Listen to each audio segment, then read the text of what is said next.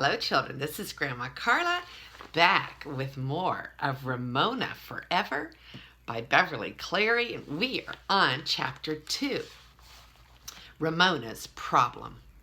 At dinner, the evening after the accordion incident, the members of the Quimby family were silent and thoughtful, as if they all had serious problems on their mind. They really were thinking about their problems, but they looked thoughtful because they were trying to avoid the bones in the fish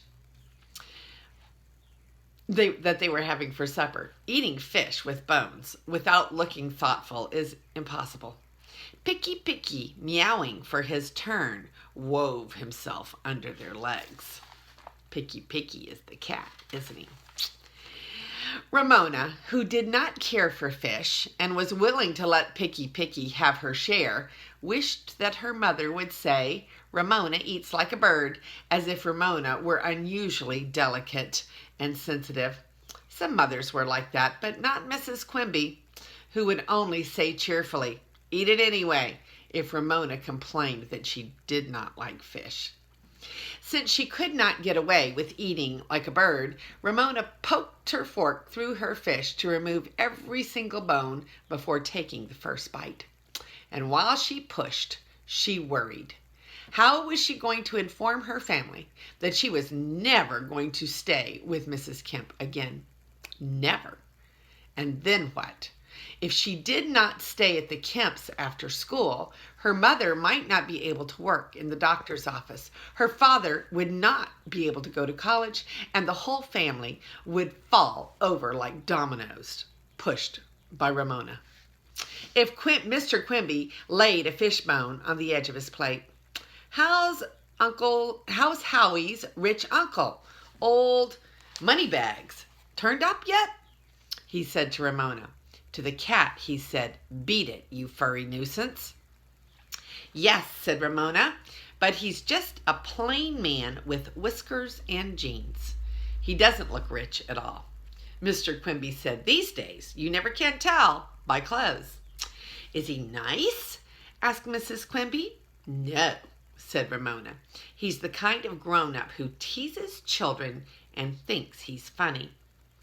"You know the type," said Beezus. "When I got there, he said, 'Who's this lovely little lady?' And I am not lovely. I have 3 pimples and I look terrible."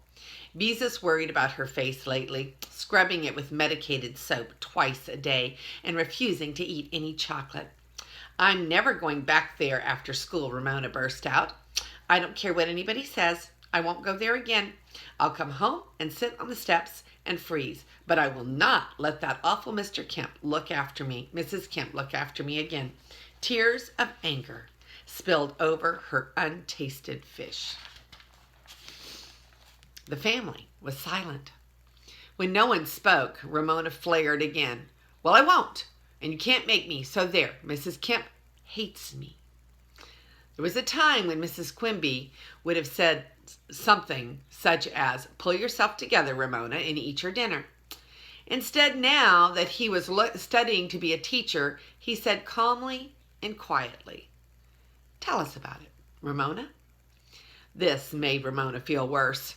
She did not want her father to be calm and quiet, as if she were sick in bed. She wanted him to be upset and excited too. Her mother, also quiet, handed her a Kleenex. Ramona mopped her eyes, clutched the Kleenex in a ball, and began. She told about the uncle's presents, the song he sang, Howie's bloody knee, and how Willa Jean broke the accordion. Her parents laughed at that. "That ought to make the neighbors happy," said Mr. Quimby. "Now they're spared the racket." Ramona managed a shaky laugh. Now that she was safely in her own home, she could see the funny side of Uncle Hobart's visit, except her part. "That must have been an interesting noise," remarked Mrs. Quimby. "A wonderful noise," said Ramona. "A really terrible noise that hurt my ears. Picky, you're tickling. But Mrs. Kemp blamed me for not watching Willa Jean, and that isn't fair. And today I figured out something. Mrs. Kemp does not like me. She's never nice and is always blaming me for something that I did not do. I don't care what you do to me. I am not going back." "Did you ever stop to think, Ramona," said Mrs. Quimby, "that perhaps Mrs. Kemp would rather not be a sitter for you or her grandchildren?" No, Ramona had not thought of that.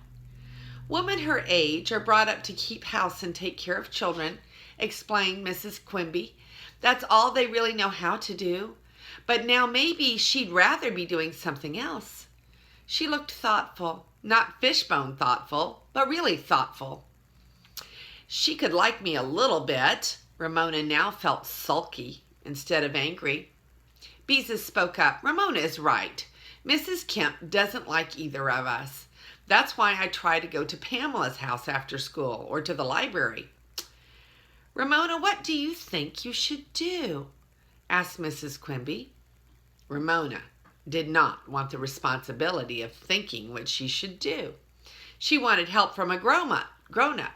Sometimes she thought learning to be a teacher had changed her father. "Why can't I stay home and watch myself?" she asked. "Lots of kids watch themselves when nobody is home. And those are the kids that get into trouble. Picky, Picky, take your claws off my leg." "You're my daughter," said Mr. Quimby, "and I don't like the idea of you staying alone." "Other kids don't watch themselves. They watch TV," said Beezus as she cleared the table. "I wouldn't watch TV," was Ramona's reckless promise. She whisked her own plate to the kitchen and dumped her fish on Picky Picky's dish. "I would sit in a chair and read a book, cross my heart and hope to die, and stew and fry." "I wouldn't go that far," said her father, sounding more the way Ramona remembered him before he went back to college. I could watch her. Beezus rose from the table to serve canned pears, while Ramona followed with a plate of oatmeal cookies. Lots of girls in junior high babysit. "No dessert for me," whispered Mrs. Quimby. "I'm not a baby." Ramona wondered why Beezus was willing to give up going to Pamela's house. Pamela had everything. Her own TV set, her own telephone. Pamela was popular. All of the junior high girls wanted to be like Pamela. Ramona thought fast. Beezus would act big. Beezus would be bossy. She and Beezus would quarrel with no one to stop them. Beezus might tattle. Sometimes she did, and sometimes she didn't. Of course, Ramona tattled too, but somehow she felt that was different. On the other hand, there was Mrs. Kemp. As soon as her son left, she would go back to knitting and disliking Ramona. And there was Howie, her best friend, to think about. On sunny days, and even on damp days, he was off riding his bicycle with the boys in the neighborhood, leaving her stuck with Willa Jean. Would Beezus get paid? Ramona demanded. Silence. "Picky, Picky, get down," said Mrs. Quimby. The cat, who had gobbled up Ramona's fish, wanted more. "Well," said Beezus, "I guess I could sit for nothing. After all, I don't like going to the Kemps myself. Mrs. Kemp never makes me feel welcome, and their house always smells of old soup." "I'm sure Mrs. Kemp would like to be with her son as much as possible while he is here," said Mrs. Quimby. "I could suggest that she take a week off, and that way you could try staying home without hurting her feelings, and we could see how it works out." "She'll be glad to get rid of me." The raw hurt feeling inside Ramona was beginning to heal now that her family was trying to help. "You girls will have to come straight home from school," said Mrs. Quimby, "and promise to behave yourselves. No fighting, and never, never open the door to strangers." The sisters promised. "Mother, will you phone Mrs. Kemp now?" Ramona was anxious to have the matter settled before Mrs. Kemp telephoned first to say that Ramona was a bad influence on Willa Jean. Howie's grandmother, as Mrs. Quimby had predicted, was delighted to have more time to spend with her son. "Whee!" cheered Ramona. She was free of Mrs. Kemp for at least 1 week. When the meal was over, Beezus went to her room to do her homework. Ramona followed and closed the door behind her. "How come you are willing to stay with me instead of go to Pamela's or Mary Jane's after school?" She could not help feeling a little suspicious. So unexpected was Beezus' behavior. "Mary Jane is always practicing the piano, and I am not speaking to Pamela," said Beezus. "Why not?" Ramona often yelled at people, but never refused to speak. Nothing could happen if you didn't speak, and she liked things to happen. Beezus explained, "Pamela is always bragging that her father has a real job, and she's always asking when my father is going to stop fooling around and really go to work. So I don't go to her house anymore, and I don't speak to her." Pooh on old Pamela. Ramona chewed a hangnail, as painful as her thoughts. "She doesn't have any right to say things like that about our daddy. I won't speak to her either." "And I heard something Aunt Bee said," continued Beezus. "She said schools are laying off teachers. How do we know that Daddy will get a job?" Ramona, who had imagined every school would want a man as nice as her father, now had a new worry. "You don't think Daddy would go to gaudy Arabia, do you? Even if it would be warmer than that awful frozen food warehouse where he works." "Saudi Arabia," corrected Beezus. "No, I don't. He doesn't know anything about oil except it costs a lot. And do you know what I think?" Beezus did not wait for Ramona to answer. "I think Mother won't be working much longer because she's going to have a baby." Ramona sat down on the bed with a thump. A damp, dribbly baby. Another Quimby. Why would Mother do a thing like that when she already has us? "Don't ask me," said Beezus, "but I'm pretty sure she is." "Why?" asked Ramona, hoping her sister was wrong. "Well, you remember how Aunt Bee is always asking Mother how she is feeling, as if she had a special reason for asking." Looking back, Ramona realized Beezus was right. "And Mother doesn't eat dessert anymore," continued Beezus, "so she won't gain too much weight." "Maybe she just doesn't want to get fat." Ramona was doubtful about this. Her mother had always been slender, never worrying about her weight like most mothers. And twice, back around Thanksgiving, Mother threw up after breakfast. Beezus added another reason. "That's nothing," scoffed Ramona. "I've thrown up lots of times, and mince pie always makes me want to erp." "But ladies who are going to have babies sometimes throw up in the morning," explained Beezus. "They do?" This was news to Ramona. Beezus might be right. She was interested in such things. "Why don't we ask Mother? When she wants us to know, she will tell us. And of course, I might be wrong."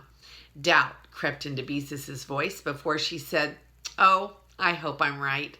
I love babies. I'd love to help take care of one of our own. I just know it would be darling."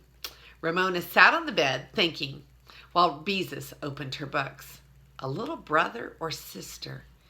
She did not like the idea, not one bit. If she had a little brother or sister, grown-ups would say in their knowing way, as if children could not understand, "Somebody's nose is out of joint." Ramona had heard them say it many times about children who had new babies in the family.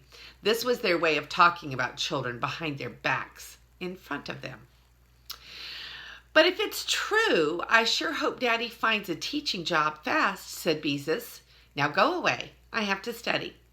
Ramona wandered into the living room, where her mother was lying on the couch watching the evening news on TV with the sound turned low so it would not disturb her husband, who was studying in the dining room table.